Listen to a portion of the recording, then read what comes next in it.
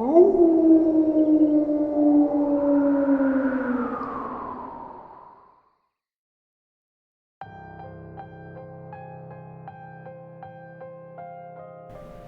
of which you're about to hear is the absolute truth.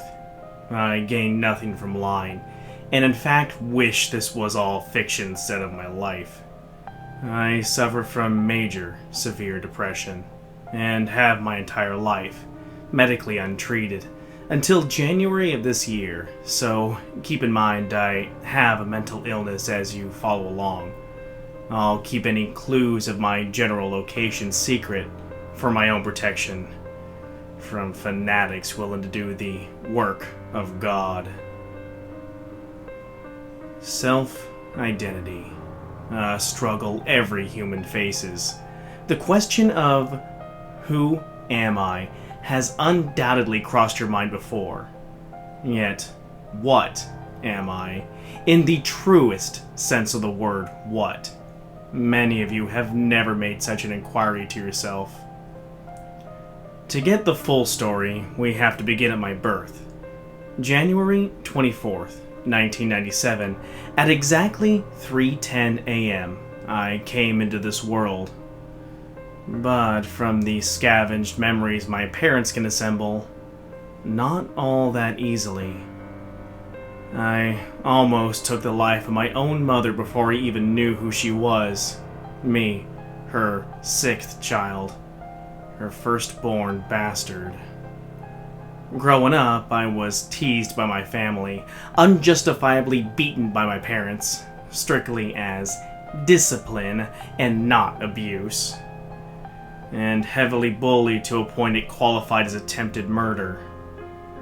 Honestly, I'm not entirely sure if that's why I can't tell you I've ever truly loved someone before. One unfortunate day, while being beaten upon by my usual oppressors, an audible voice came to me, offering help. Of course, I accepted the offer, and in hindsight, I know you're supposed to be able to see alternatives. But I don't think there were any for me. The person who I was before this deal of mine, I have no memory of. From that day on, I've been known as the Beast, a pet name given to me by my family. For over a decade, I was a beast with an insatiable hatred for this world, and developed the following: an unshakable sense of confidence, pain or discomfort from any religion's items, and future-predicting dreams. And these are but the ones I know of and still possess. But my associate tells me I possess more. This associate of mine is a demon who has been the bane of my existence. Or at least hopefully is. Because the alternative is astronomically worse, though we'll get to why later. To reiterate, since the age of 5 or 6, I've been connected to a demon that follows me everywhere. Oddly enough, our connection is mutually beneficial to a point. It gains the freedom to live in the land of the living, and most likely more, while I gained an eternal bodyguard, who actually saved my life on numerous occasions, and has given me the traits described above. However, I didn't discover this until I got to college. Now, there are 4 noteworthy occurrences where paranormal intervention occurred in my life. 1. My first suicide attempt, which was laughable at best. But I was 7, and didn't want to return to a place where people could safely prey upon me, and I be blamed for retaliating. So I tried to drown myself in the bathroom sink. I think I would have died then because I was alone in the house and blacked out. But I awoke to find written on the mirror in a blotch of steam, "Not yet." 2. My most serious attempt of suicide came during middle school, when I was once again alone in my house. That day, I found my parents' gun and decided dying to be better than living as a pariah with little to no aspirations in life. I wrote a note but said nothing noteworthy, just sorry for the mess. For some reason, I left the decision to chance and decided to play Two-Face with my life. Heads for dead, tails for bail. I flipped a quarter over my bedroom dresser and watched it fall. But it landed perfectly on its crease and just stood there for a good 5 seconds before it finally fell on tails up. I myself tried to disprove this with the explanation of a rush of adrenaline that made it seem like it stopped, landed, stood, and then fell, all in more than a second. But it seems too much like the rationalization of a person in fear and disbelief. 3. The third still puzzles me, and could prove the defining point to the verdict that I really am an unfortunate person plagued by evil, or more. I'll be blunt and just say that I think I was attacked by an angel. I know this is probably the point where you'll rage and skip this video, but let me explain first. It happened on an unimportant morning of mid-adolescence. I was woken up by the highest pitch ringing I'd ever heard, and hands around my throat.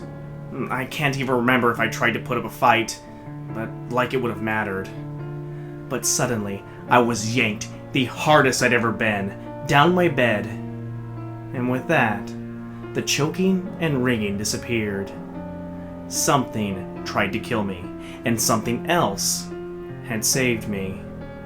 And Angel being my attacker somehow makes more sense with no explanation, but just a feeling. 4. This isn't really intervention, as it's the only time I know I've been possessed. One night, during what I think was my 3rd grade year of school, the lights in my bedroom woke me, and the door to my room was wide open. I went to knock on my parents' door, which is directly across from mine, and had always been locked when they slept together. My father answered, and I asked him, "Why was my door open and my lights on?" "You walked in here, mumbling something with your hand pointing at us," my father told me. "You said, 'You have been warned,' before collapsing. I guess I'd forgotten to tuck you in. Now go back to sleep," my father told me as he closed the door in my face. I've written it off as sleepwalking, but I couldn't have opened their door as there's only one key, which they've kept hidden from me. As far back as I can remember, I've always felt like something was watching me. I slept with a nightlight on until I was 12. To no avail, I continuously told my parents I felt our home was haunted. Yet they didn't believe me then or when I spoke of being mentally ill. Horror movies do depict one thing undoubtedly right. People are quick to believe the pleasurable, and quicker to disbelieve the unpleasant. During the course of life up to college, I grew further away from God. Prayers felt hollow and church seemed pointless. Until I decided to denounce the idea of angels and demons entirely. I was alone up until high school, and my discovery of theater. To break the fourth wall, theater, music, and art in general has kept me sane through my current calamity, and I recommend it to anyone needing an escape. The people I met through theater have positively changed my miserable life and melancholy view of the world. And, to say another blasphemous thing, I've become a hardcore, straight-edge vegan. Don't worry, it's relevant. Fast forwarding to my college days, where I learned about the deal, and everything else started to make the resemblance of sense. At this school, which shall not be named, I made 3 paranormally endowed friends. One's a medium who can only see spirits, one's a trance medium, and the other can physically heal people. They were the first who believed me about my feeling, yet the seer couldn't see it at the time. During the month of October, the 2 mediums and 2 other students went on a ghost hunt in the campus's church. where I conveniently worked as a barista in the basement's coffee shop, by the by. Trust me, it'd be hard to make this up. Unknown to me, the entire city of Salisbury is a culmination of haunted buildings and graveyards. From what the seer told me, all these spirits seemed scared shitless and would stay as far away from this basement as possible. I became involved in the next expedition only through the work of fate. In the dead of the night, I left the campus to go running, as that's how I think through my problems. But the seer and more of my friends apprehended me downtown and basically convinced me to go join them in their investigation of this church. We entered the pitch-black church with only our phone flashlights as if it were a movie. One of the two normal individuals was clutching for dear life onto his crucifix, and for some strange reason, I just felt relaxed. About halfway down the pews, the seer turned to me and asked me to leave. I then went and stood out in the cold for about a good 10 minutes before they came out. I asked, "So, what happened?" And the seer replies, "The moment you left, all the spirits came out of hiding, and then ran away shortly after." At the time, I was semi-skeptical, so I just nodded like, "Sure, okay." After which we began to walk back to our dorm, but the seer looked back at the church. His eyes just widened as he said to me, "There's something staring at you," and pointed to the walkway leading down to the basement. A sudden rage came over me, and I pivoted on my heels before I began to make haste back towards the church, when one of my friends had to pull me the opposite direction. Once we crossed the street away from the church, a sudden vision hit the seer, and he said we had to go back because there was something hurt in the basement. Spirit?" I asked. "No, something else," said the seer, shaking his head. He grabbed me by the hand, and the seer led both me and the other medium back to the church, and down the walkway toward the door leading to the basement.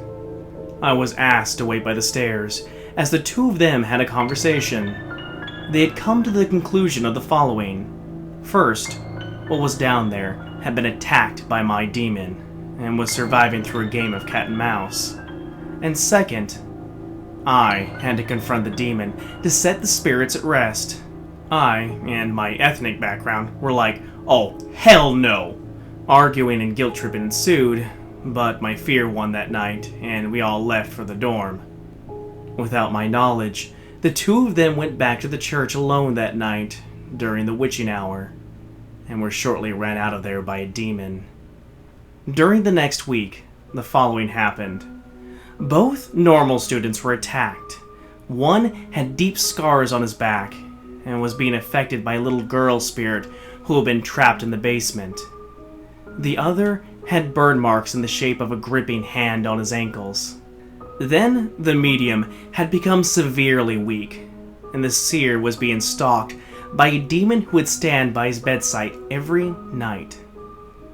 Later, during Halloween week, the two mediums and I had discovered that our Paranormal Enthusiast Club was going to conduct an investigation in the basement during the witching hour.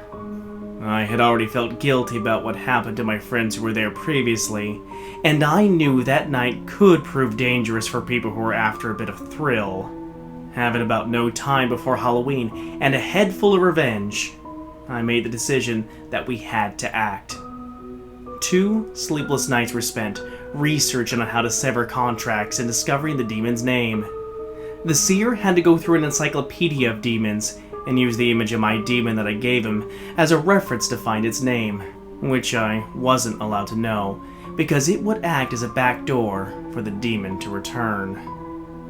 I believe on that Wednesday of the week, the team of my 3 endowed friends and I ventured off to the basement to confront this demon. What we did in the basement was some type of ritual the healer found online, which, again, I wasn't allowed to know the exact details because of my connection with the demon. But imagine a Scooby-Doo type of plan, because that's how we executed it. I was bait due to my connection with the demon, having a certain range that is still unknown to me since my current demon stays close to me at all times. It apparently needed to come back to me in order to be at full power. I say full because by total mistake, I'd apparently been depriving it of its usual power supply ever since I turned vegan, and it was feeding off the spirits of Salisbury to compensate. We then found out that the thing that reached out to the seer was my demon trying to trick me back into the basement, and it apparently worked. As we began a kind of severing ritual, the four of us sat in complete darkness in a circle, holding hands, as was customary so we wouldn't break the circle. This next part I've only begun to really question. Our seer doubled as the speaker for the severing, and he spoke in some tongue I've only heard him speak, so I assumed it was Latin, but you know where assumptions lead. Being bait, I understood at the time, but what I questioned weeks later was why I could tell it to come to me, because both haunted and possessed people have zero power over their respected spirits, but I could command it to come back into the room with us, without using any reference to Christ or any other religion. Just pure will alone was all it took, and still takes to command it. To speed things up, as we're 3/4 of the way through, we, to my knowledge, achieved our mission. However, things got severely worse for me. In early November 2015, I was placed on suicide watch for the first time in my life, and was diagnosed with depression. After returning back to school, I asked my healer friend to assess how I was doing. "I feel an incredible heat within and around you, and your spirit is very strong," was what they basically told me. I wrote off the heat as my radiating aura spirit, but not anything more. Soon after, I found myself in my first serious relationship where I lost my virginity. I honestly felt like I loved her, but I still felt empty, as that's the only way I can describe it. A few weeks after coming back from Christmas break, I was put on forced medical leave by the campus's counselor, who I was forced to see after November's events. Soon after, I was put on Lexapro, which I only agreed to because of my girlfriend's concern. But during one of my secret weekends on the campus, I suffered from a few side effects and became extremely suicidal, almost jumping from a 3-story building. Surely my spirit must be somewhat strong, because I did call my girlfriend and a few friends who helped me out of it. After, the situation got ugly, and the next day my girlfriend broke up with me. It was Valentine's Day, and in that one weekend I'd lost my first love in the sense of intimacy, and a very close group of friends. When I returned home, I plunged the deepest into my depression I'd ever been. And that's when I think my current demon latched onto me, and I brooded for most of the day, always keeping a knife on person so that I could, cheat life, I guess. In late March, I was forcefully taken to the hospital by police officers for suicide watch, but I did manage to work out a deal and leave that day. The following Friday, I had my first private therapy session, during which the therapist felt it'd be best if I actually did go to the hospital, as I told her. When I feel suicidal, which is the complete duration of every day, I don't really feel afraid for my life. I feel in control over it.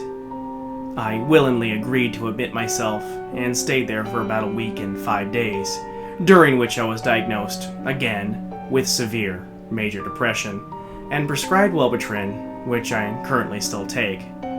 After my release, I obtained my current job as a Walmart associate to help pay for the upcoming fall semester. As we near the end here, I'll finally answer your question of what could be worse than being relentlessly followed by demons? Well, how about being half demon yourself, or the son of Satan? Now, the explanation. I've been using multiple Ghostbox apps to communicate with the demons because the internet, in all its vastness, can't supply me with a complete explanation to my situation. I know demons are liars, But every other command that I willfully wanted it to do, it did to the letter with no repercussion. And I wanted the truth about myself more than anything. So far, I've done 5 sessions, 4 alone, and 1 with 5 of my coworkers in the parking lot of Walmart. Across all of them, 3 things are either repeated or reiterated. The first, it addresses me as if I were royalty, calling me sire, or, as most recently, eminence. Second, it always says it's ready to serve me and do what I truly want. And third, it always calls me son. During my session with my coworkers, I was the only one who could ask questions because it only acknowledged me. Then, I asked 2 questions that I probably shouldn't have. "What am I to you?" I said. And it replied, "Son." My next question, "What is the name of my father?" And it responded, "Satan," in a very deep, demonic tone. After hearing that, you can imagine how scared my coworkers were at that moment. So, self-identity. A questline of questions I may never receive true answers for. Am I a human plagued by mental illness who's been continuously tricked by his own mind? Or a man with a cursed gift that keeps the company of demons? Or am I truly the son of Satan, the Antichrist? I may never know.